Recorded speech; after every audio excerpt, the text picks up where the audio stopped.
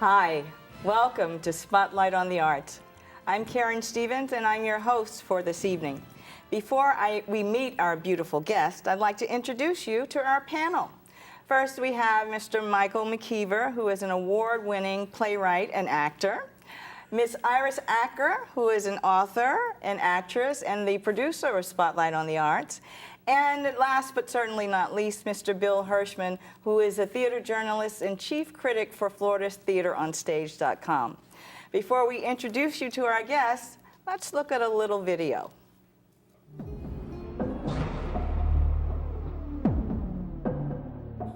Oh, me quer muito pouco, tudo ou nada. Não me quer, oh bem me quer muito pouco, tudo ou nada. That beautiful female dancer that you saw was dancing with her husband, and she is Ms. Jennifer Krohenberg, and her husband was Mr. Carlos Guerra, and they are the co-founders of a new dance company in South Florida, Dimensions Dance Theater of Miami. Welcome, Jennifer. Thank you so much. It's so nice to be here. Yes, that was absolutely lovely. Is that from a new piece that you choreographed for your company? We did not choreograph that, no. That was choreographed by Ronald Savkovic. It was new to the company, and actually the second time that it was performed in South Florida. The first time was for the International Ballet Festival of Miami years back, probably about 10 years ago. So we were happy to bring it back, and he changed it a little bit actually for Carlos and myself, which was a nice treat. So it really felt like it belonged to us. And yeah, we were very excited to premiere it. Okay, so Jennifer Krohenberg, former principal dancer with Miami City Ballet, so was your husband, and you've now struck out on your own and created your own dance company, Dimensions. Let's talk about that. Let's talk about the joys of that, the challenges of that, and what that whole, and why, yes, and what that whole process has been like.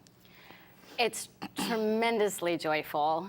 It's tremendously exhausting. A new level of exhaustion that I didn't know existed. I thought being a dancing mom was probably as tired as I could get. I was wrong. But it's been fantastic. It's been really, really such a great adventure. We have just the most brilliant team of dancers with us who are really on board with our vision, and that makes everything that we do so worth it. The late nights, all of the stress, all of the anxiety, you see them and how much they give to it every day in the studio and up on the stage, and it just makes it all worth it. Talk about your vision and why you created this new company. Well, you know, Carlos and I had talked for a few years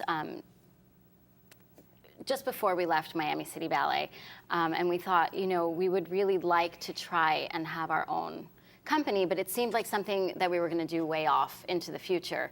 And when we left, we started getting offers to teach in different schools and even direct little companies, but all outside of Florida. And really, we weren't jumping at any of these opportunities. And I kind of sat down one night and said, well, why not? I mean, some of these are great jobs to take, and what's holding us back? And it came down to the fact that we just love Miami and love South Florida. And we sort of knew that we wanted to come back no matter what.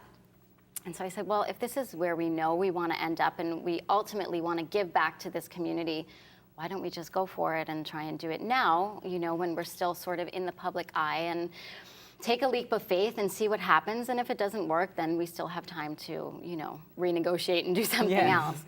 But we really felt like there was a void to be filled, I guess is the best way to put it. There was a whole region, especially of South Miami, that we felt didn't have as much access as they should to, well, they have a lot of access to dance, but not necessarily ballet, not necessarily good ballet. So we wanted to bring performances of a certain level to that area especially. and make it accessible, keep our ticket prices at a range that it was affordable for families to take their children. We knew we wanted to engage in a lot of outreach activities, and we were just blessed to get in contact with Eric Fliss at the South Miami-Dade Cultural Arts Center, who was really on board with our vision, and they do tremendous outreach. And so he said, well, let's do something together, and now we're the resident company at the theater. He really liked the idea that we use mostly local dancers, local talent. Most of our repertoire is new to South Florida, things that the South Florida audience doesn't see regularly. And we're just trying to be our own entity, really be something different that South Florida hasn't necessarily seen or owned before. But Jennifer, you were here not too long ago, it seems. Seems like yesterday. It does. Because It does. we reran your show so many times. Yeah. And at that time, you never mentioned, of course, leaving. You'd had the baby. Yeah. Who's now 3 years old. So I'm sorry, it was 3 years ago that I guess you were here. But at that time, yes, the one book, it's just fabulous. So you want to be a ballet dancer, which you wrote at that time. And we spoke of the book. And I was particularly impressed with the fact that you even teach how to fix your hair for each of the different ballets. You know, we're not aware, it just happens. Yeah. We watch you do one ballet, come back for act two, and the hair is different, and we just take it for granted. Wow, hair different. And now you've written another one, Experiencing the Art of Pas de Deux. Pas de Deux with your husband. And Romeo and Juliet above all, which you did do for the Miami City Ballet. Yes. And it's so memorable. But I want to go back, and I mean, I just love the idea that you're writing. I call it sharing, because if you're a ballet lover and you read these, oh, it's an education. Let's talk about why you left the ballet. What was it that said, now? Well, you know, sad to say, it comes in every dancer's career that, you know, you have to start deciding, is this something that I can continue doing in this capacity? You know, and the schedule at Miami City Ballet is extremely rigorous. A lot of performances, 6.5-hour rehearsal days. Being a mom took, you know, another huge portion of my energy.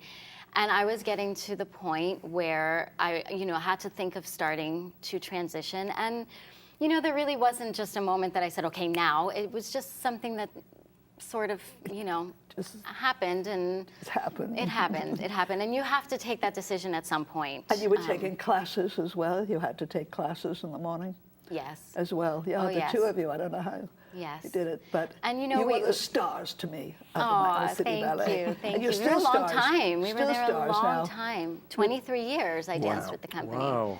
So, yeah. So you started at 2.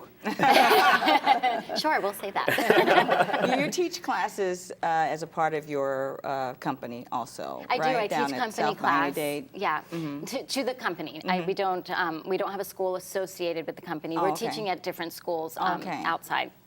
Oh, okay, can you talk about that? About your teaching at the different schools? You travel to the schools to teach dance? We do. Well, we teach at Miami Youth Ballet, which is actually where Dimensions Dance Theater rehearses. They were so wonderful to give us their studio space during the day when the students are not there. So we also teach there in the afternoon. We have a couple of their students who are now trainees with our company, which is wonderful. And we teach at a few other local studios that, yes, we travel to. And let's go talk dimensions. You are different than the ballet companies. You just said, above all, good ballet, but you have other forms of dance that you're doing now as well, which was not at the Miami City. We stay in the range of ballet because that's our background. All of our dancers are primarily ballet trained. But a lot of contemporary works, neoclassical works, really some things that actually some of our dancers, because they come from Cuba, were not exposed to before, so this is very new for them as well. We do a lot of dancing that is reflective of the community and the culture of Miami. So we do a lot of sort of Latin-inspired pieces.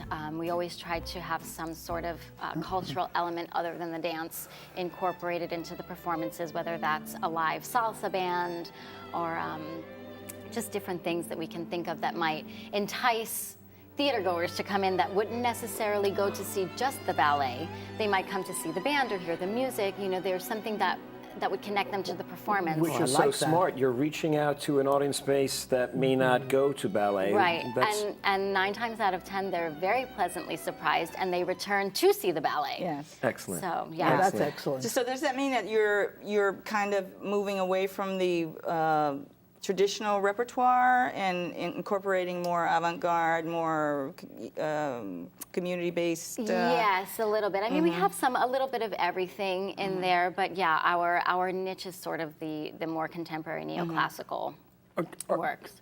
Do you and your husband still have time to perform, or running the organization and raising children? I mean, is there time for you to perform anymore? We do. We always try to do a little snippet. We are not by any means the stars of the show. We try to showcase our dancers. We had our moment in the spotlight, and we're both very grateful and have wonderful, fulfilled memories of that. So we try now to give that to our dancers, but still we do a little something here and there for now. I don't know how long that'll last. Really, that's interesting. I mean, I see you patted you. This is an art in itself. It is. And we've heard that from Edward Villela as well. And so for a dancer, this really is like a must, this book. But other than that, I don't think that the public, the audience, just want to enjoy it and such. Keep calm and partner on. What does that mean? What has happened? Did something happen that you're describing here? Where you say, keep calm and partner on. Well, Did he drop you? No, I'm just kidding. No, he's never No, dropped I'm me. I wonder if that's ever happened. But, I mean, partnering is really 99% about the relationship between the two dancers.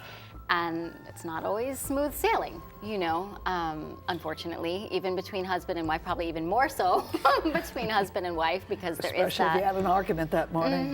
there's that familiarity. And so, you know, in the studio, you have to keep calm and partner on, you know, find a way to make the things work, fall back on the technique, and just find a way to push through and put all of that. In many other ways, stuff it's a behind. metaphor for everyday relationships. It really is. It really is. And communication. There's a whole chapter on communication and how best to really relate to one another. And when you're dancing, you can't speak. So how do you communicate things in a split second, your needs to each other without speaking? So eye contact, all of these things.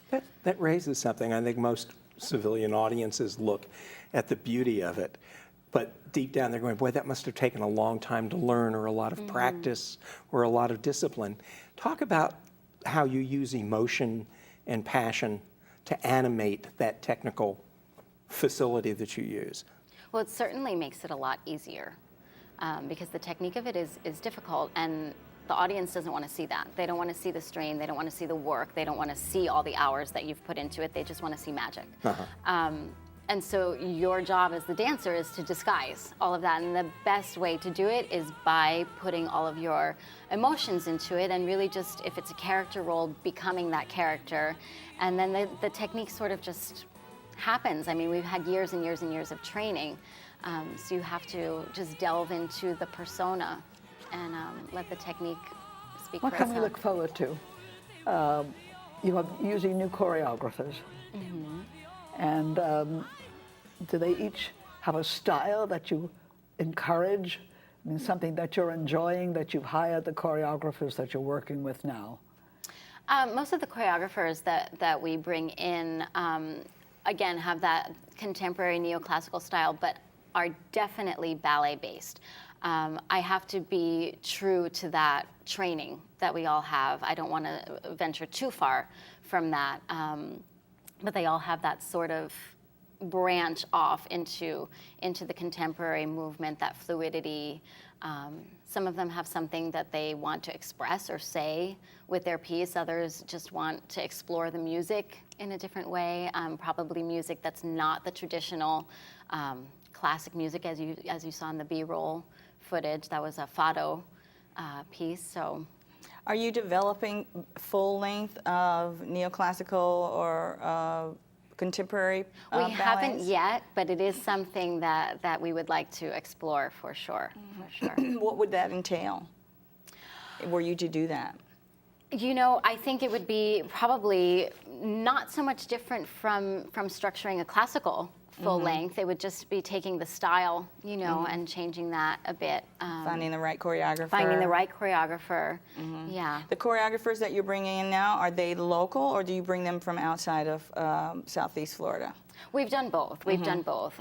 We try to get as many local artists as we can. That's part of our mission and our vision. But we have brought from the people from the outside. What can we look forward to? And I know you're performing at the Mariachi Theater. We are. And that's sometimes there, and sometimes you'll be in South Dade. The theater That's right. is called. South Dade, South Miami-Dade Cultural Arts Center. Will you have a home, or you will continue to do that? That will be our home. That will be our resident theater. The Mariachi as well. We have a full season of performances there. There as well. And the Mariachi Yes. is up north in Broward. In Broward, On the, yes, on the Nova Southeastern So campus. would you be doing the same performances, the same material in both places? Probably not, no, because the size of the theater, the size of the stage is a bit different. There are certain pieces, yes, that we can translate from one theater to the other. Others we won't be able to, so we'll have to arrange the programming a bit differently, which is nice because people who live in the middle then can come see two different I was just going to say that programs. way you're doubling your programming. Right, Right. right. Right. And So, you know, you do have competition. I mean, there's so many little dance companies all over, and we've had most of them on to talk to. And but you find there's always room for one more. There's always room, and I think having competition is a wonderful thing. You know, I would worry if we were the only ones in town.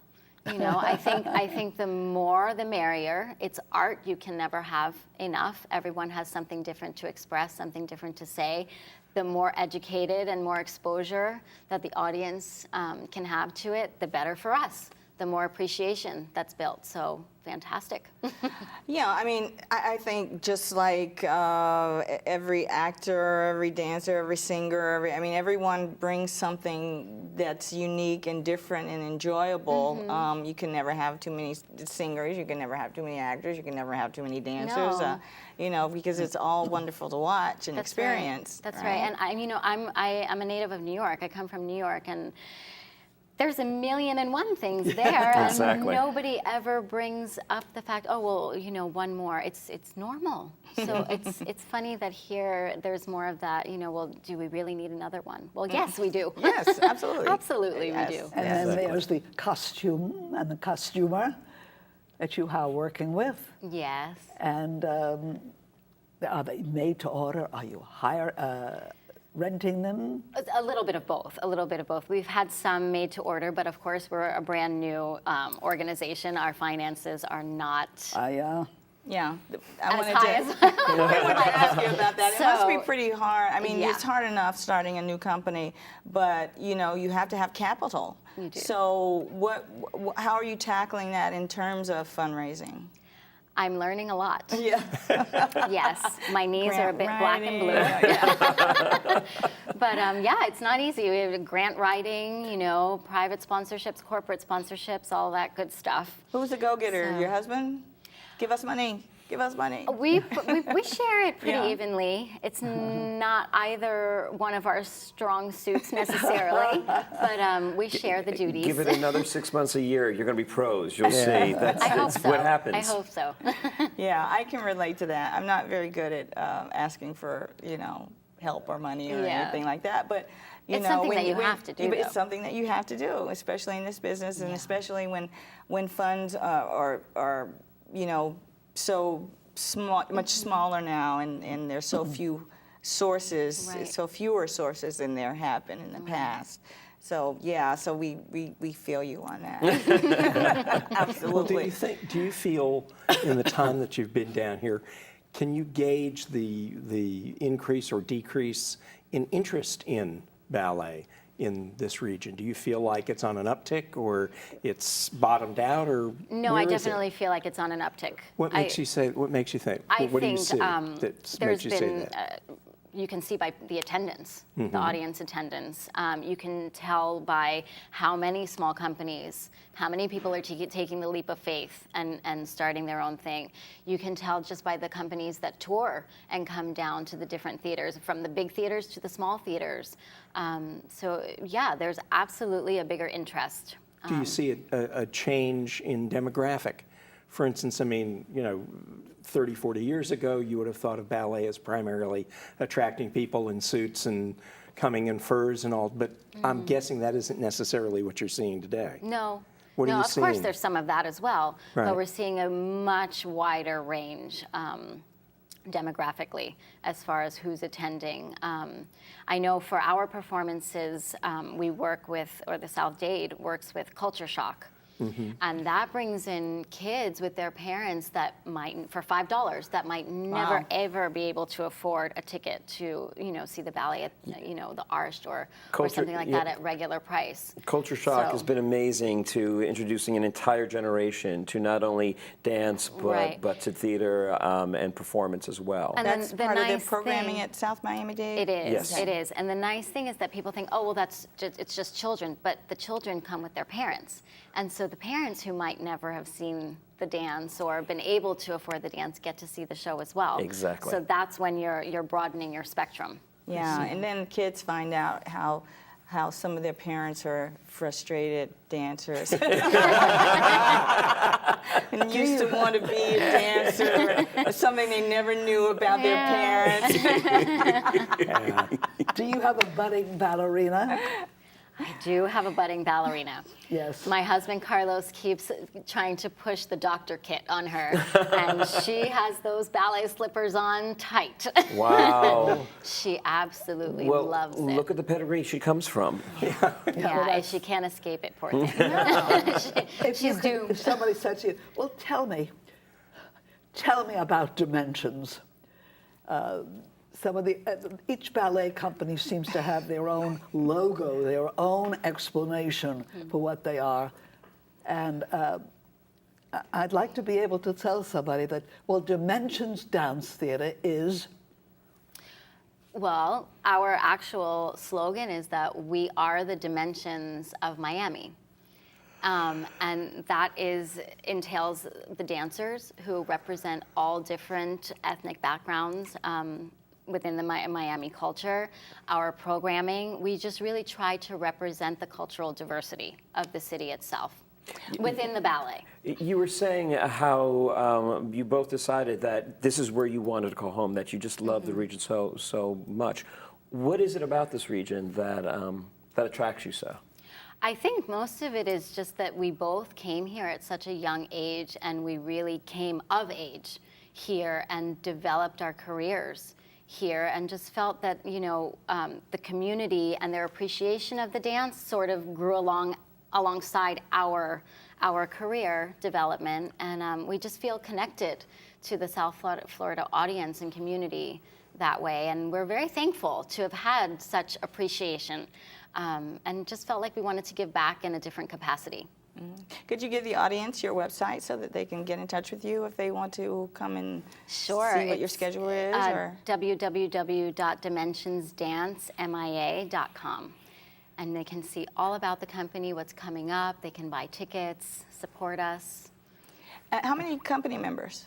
Right now we have 16, Oh, Wow. which is not bad, right? that's pretty good. And do they have to audition to come into the company? Of course they do, but what is the process of becoming a company member? I guess that's what I want to ask. Most of our dancers just came in and took class, and in the very beginning, which was, you know, about a year ago, we were in need. So if they were of a certain level and they came in to take class, we said, you're in. You're in. Wow. Now it's a little bit, now we're pretty much at capacity. So people are sending in video footage, or they'll come and take class, and we'll, you know, put them, you know, their resumes on file for later on. But there is outside interest now, which is exciting.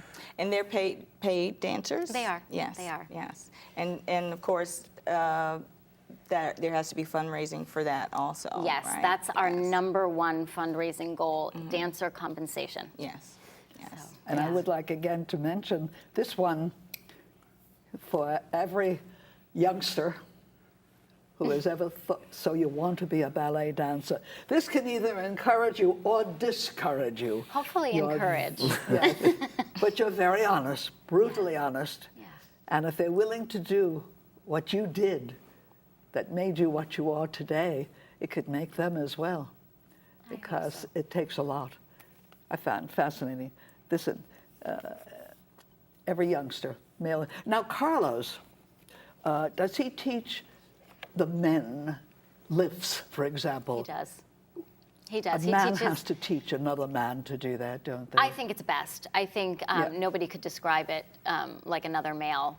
And I think it's important for a female to teach the girls also how to hold themselves when they're being partnered. So we actually teach a lot of pas de deux classes together, which is rare. In most schools, it's either a male or a female, but we like to do it together from both perspectives. Well, we unfortunately have to wrap up there, but I want to thank you very much for coming. It's great to see you again. That new book is The Art of the Pas de new one Deux. is, pas Yes, de deux. experiencing the Experiencing art. the art of the pas de deux. This is Jennifer Krohenberg of Dimensions Dance Theater of Miami. Thank you for joining us tonight, and I'd like to thank our panel, Michael, Iris, and Bill, and thank me, Karen. If you'd like to know what's going on in the South Florida Theater, please visit floridatheateronstage.com and be sure to join us here next week on Spotlight on the Arts. Thank you.